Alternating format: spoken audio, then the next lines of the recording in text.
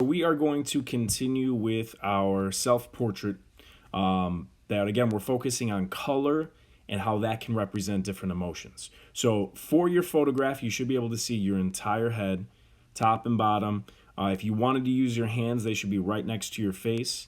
And again, no different filters or anything like that, just a normal photograph. So first thing we got to do is we are going to put this into black and white.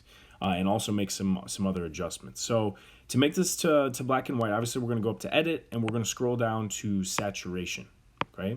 And we're just going to bring that all the way down, and that's going to make it completely black and white. Another thing that we want to do is we want to crop out some of the empty space in the background that we're not going to need. So click that icon in the lower left, and then just kind of click and drag your the box around your face until we get rid of all that empty negative space that we're not going to need. Okay, and then the last thing that we're going to do is the contrast a little bit. Okay, we're going to slightly up the contrast just a little, and you'll see why we're going to do that in just a little bit. Okay, and then make sure that we go ahead and hit done so that that saves. Once we got that saved and ready to go, we're going to be using that Sketches School app, and we're going to use that in order to start creating this self-portrait image. So we're going to need to upload the photograph that we just made some adjustments to. So click on that dot, dot, dot, and then the box with the arrow coming down, and select photo. Go to all photos, and let me find the image we just worked on. Okay. Now, one thing that I like to do that it might not work too well for you, we'll kind of have to play around with it and see, is down at the bottom there's this sliding tool, and this is the opacity. Okay, so how dark your image is. I do like to turn this down just a little bit so I can make sure that I can see the drawing that I'm going to be doing over the top. If you're going to be using a really bright, noticeable color, you might want to just leave this all the way up. Or if it doesn't bother you, you can leave it all the way up. It's kind of up to you, okay? So I just like to bring it down just a little bit, and once you have it where you want, we're going to click the check mark, okay? So this first step that we're going to be doing with the drawing is probably the most important, because the shapes that we put down here are really going to be what creates your drawing, okay? So you really need to take your time with this step, and we're just going to be doing some outlining today, okay? So with whatever color you're going to be doing, you don't have to worry about the values yet, just basically the overall color, okay? And I like to use this, I think it's called the pen tool, on the smallest setting, okay? Now what we're going to be doing is organizing your image, or simplifying your image, into 5 different value areas, okay? And we're only going to be doing 2 of them today. So number 1 is going to be our lightest, okay? And this is where I want you guys to start.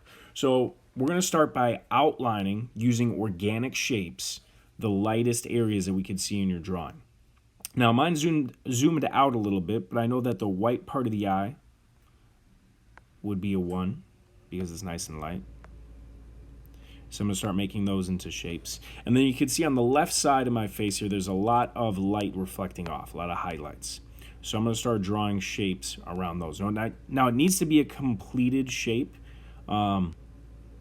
So make sure that you completely connect all of the sides of it. Okay, so we're not making things up, we're just tracing the images or the value areas that we see here.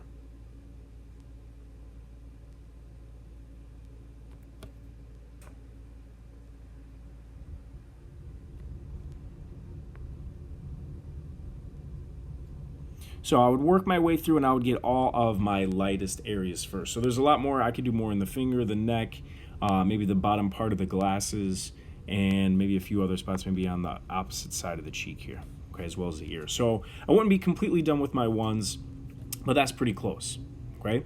Once I have all of my lightest shapes in, now we're gonna flip and target all of the darkest areas, okay?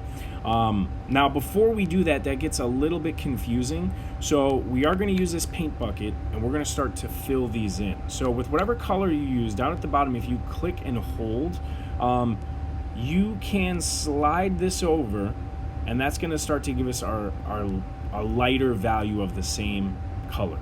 Okay, so we got to figure out which, we want to go up. Up and down controls the value. This is intensity. So we want to go up, and that's going to give us a lighter value. Okay, so we want to make that as light as it's going to go and make sure that we hit modify. So as long as our shapes are completely filled in, once we have all of our number ones, we're going to click and start filling those shapes in before we move on. Okay, so I'll go through and I want to click, all my shapes. I can see that one I didn't completely enclose, so I would have come back and fixed that one. So I would get all of my number ones, our lightest areas.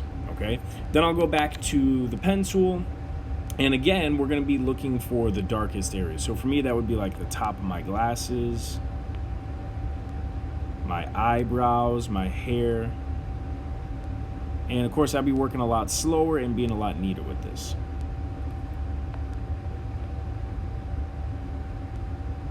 Now I'm not going to do the entire my entire head for my hair, because I'm going to put in a couple lighter areas in there as well. So it doesn't have to be completely solid one value. Get my nostrils, eyebrows.